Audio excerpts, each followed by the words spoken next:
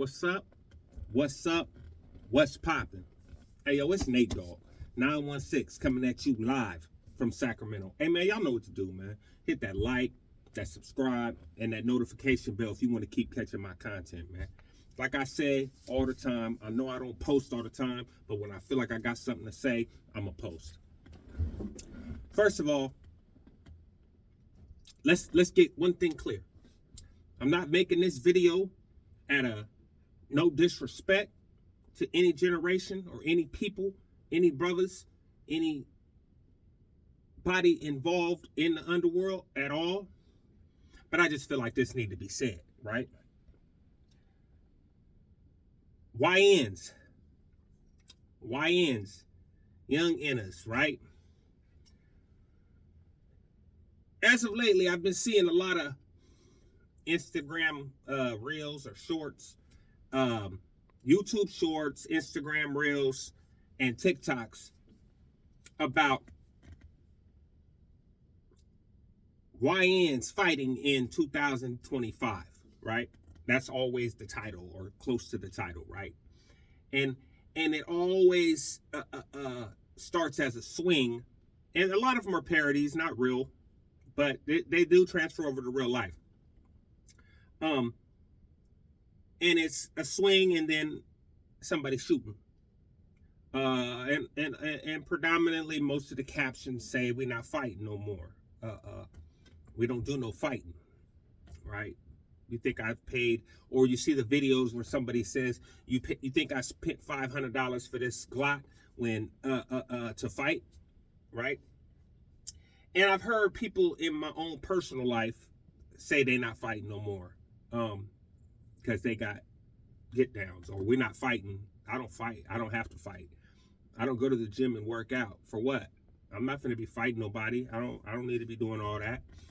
I'm like, oh, okay, all right. And don't get me wrong, I'm an old dude, right? I'm an old head, I guess at this point. I am almost 50 years old, so it does apply. I take no offense to somebody saying, oh, that's just an old head talking. Okay, you could take it as just an old head talking, right? But let me say this, right? Let me put this out there like this.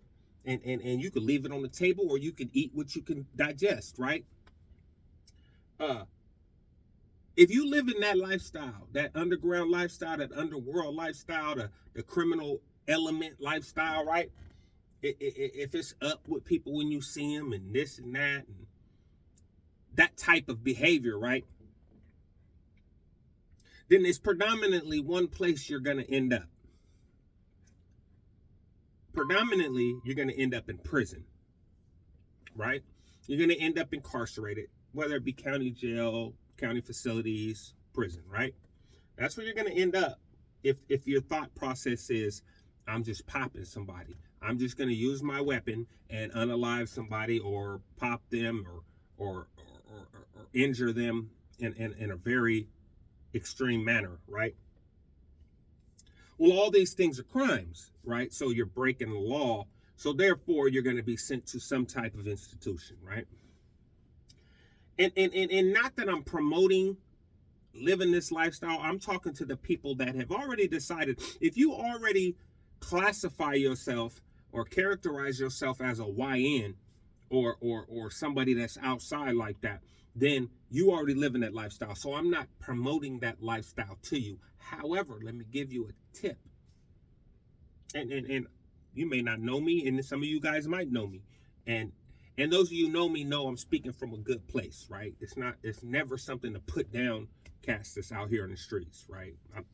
It's never a disrespectful word coming out of my mouth towards any generation, right? Because it's not about that. But the ones who know me know that I'm the old version of what you're doing now, right? Except for we had different ways we rocked, right? But the main part of what I'm trying to tell you is if that's what you own, bro, you might wanna get your squabble up. You might want to get your squabble up. You might want to, if you don't know how to fight, you might want to learn how to fight. And I'm not saying that everybody running around talking about they'll pop can't fight. I'm just saying they not fighting no more. These youngsters ain't fighting no more. They killing each other. And I would much rather see y'all squabble up and both of y'all get to go home to y'all families, right? You know, I would much rather that. Obviously, it's not the nature of what's going on these days in these streets, but, you know, I'd love to see that. Like, just a cool little fair one. Like, what's happening? Just run it, right? Because when you get inside that institution, whatever institution, if you happen to get caught for doing what you do, there ain't no weapons. Ain't no switches. Ain't no extendeds. Ain't no drummies. Ain't no none of that. Ain't no none of that. It's some weapons, but they handheld. You still got to get close. You still got to get close. You still got to get up and close and personal. And if you ain't got no squabble, cats gonna take that from you. You know what I mean? If they know what they doing. So my point in that is that if that's the life you choose to live, man, get some squabble up, man. Go have a couple fair ones, have a fair ones. And I start to think about stuff, right? And I start to think about stuff like this. And I start to think that maybe this is why the older homies back in the days, when I was young, used to make us squabble. All the little young kids that they knew was already outside tripping, used to make us squabble with each other. Used to make us go in the back and squabble. You know what I mean? That's why, I guess that's why put-ons used to happen. You know what I mean? See, with the squabble games, you know, in certain areas, you know, that's why put-ons happen, because cats want to see what kind of squabble you could take. You know what I mean? Or what kind of squabble you got. Because they knew that when you analyze it, they knew that eventually you would end up somewhere where you needed that squabble. You know, where you didn't just have a weapon all the time with unlimited amounts of ammo. Excuse me. So my point in this is to say, man, if you're gonna be on that type of time, man, get all the parts of that time in your toolbox, man. Because what's happening is you got individuals, and once again, I'm not talking about every young dude or every dude that goes to prison, but what happens is you get a lot of dudes, and I know from personal experience and from what I've heard from people that I talk to that are currently incarcerated, that there's a high number of these young dudes that are coming to prison or going to prison for bodies or whatever, and ending up on a direct line to an S&Y yard, or to if you don't know what an S&Y yard is, to a PC yard. You're ending up on a direct line to a PC yard, because you get in there and you get up close and personal and the pressure gets too heavy. So you just got to start thinking, like, if I know I'm going there, I know that's the type of time I'm on out here, I need to get my squabble up.